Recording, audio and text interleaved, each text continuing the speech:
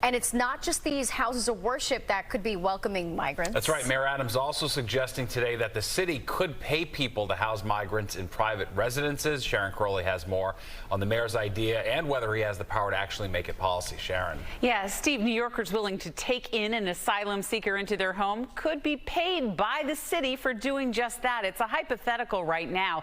The mayor's considering every option as he looks to find new ways to house thousands of newcomers who continue to arrive in the city each week.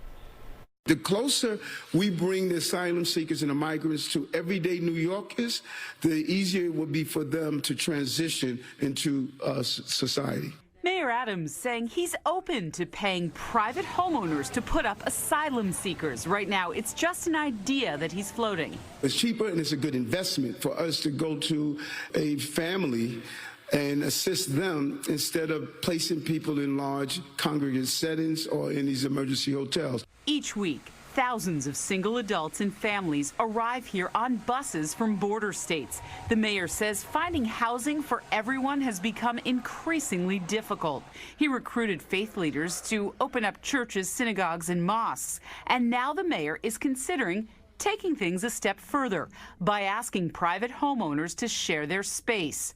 The mayor says any New Yorker willing to house migrants would be paid by the city. Technically, short-term rentals of 30 days or less are illegal in New York City. So if this is going to be something less than 30 days, they would have to change the existing law. New York City civil rights attorney Ken Belkin says the mayor could issue an executive order to temporarily change laws. Given the state of the crisis with the influx of migrants into New York City, it's unprecedented, and I do think his emergency powers would allow him to make an executive order to do this. The mayor has proposed a number of shelter options since the start of this crisis, many ending in controversy. An earlier plan to house men in tents on City Island and then on Randall's Island was scrapped amid flooding concerns.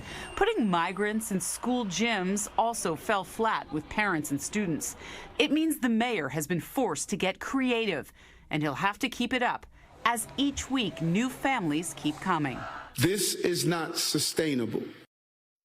Well, the mayor says the shelter system is already stretched to its limits. I reached out to the New York Immigration Coalition to see what they think of housing asylum seekers in private homes here in New York City, and they told me they don't have a response yet since it's still just an idea. Steve? All right, to be continued. Thanks, Sharon.